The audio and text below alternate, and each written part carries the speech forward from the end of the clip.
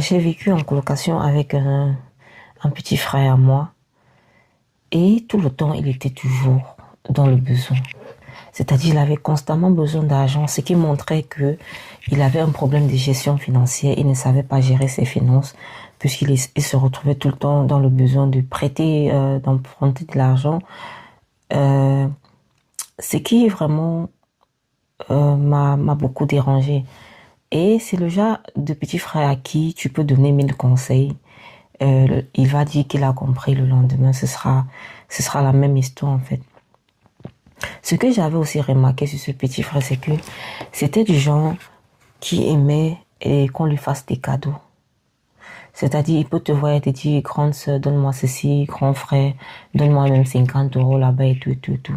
Moi, je trouve ça vraiment, euh, c'est pas beau, c'est pas élégant pour un homme. Un homme, peu importe que ce soit un homme, une femme, je pense que l'être humain devrait garder assez de dignité lorsque on veut se faire respecter. Il y en a qui ont vraiment, qui n'ont pas ce problème de dignité. Pour eux, ça leur est égal. Mais lorsqu'on veut préserver une image de soi, il faudrait que certains comportements, ils vont avec, en fait. Tu dois être quelqu'un d'honnête, quelqu'un de réglo. Parce que le petit frère en question, c'était du genre, il prête de l'argent. Si tu ne demandes pas, il ne te rembourse pas. Soyez des personnes réglo. Lorsque tu demandes de l'argent à quelqu'un, lorsque tu empruntes de l'argent, en disant, j'aimerais que tu me donnes peut-être 100 000 francs, je te le rendrai le 20 décembre.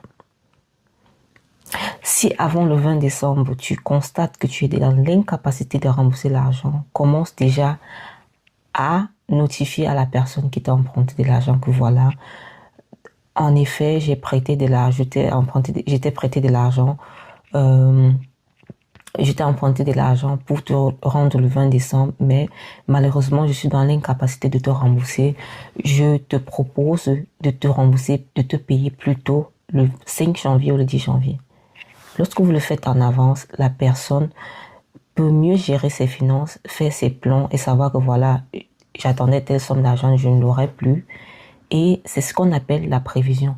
Non seulement vous avez géré deux problèmes, mais aussi vous avez préservé votre image parce que vous êtes quelqu'un de parole. Mais lorsque vous empruntez de l'argent à quelqu'un et que vous attendiez que la personne en retour vienne vous demander, c'est très malhonnête non seulement, et encore de deux, ça joue sur votre crédibilité. La prochaine fois que vous serez dans le besoin, vous n'obtiendrez pas des faveurs des personnes.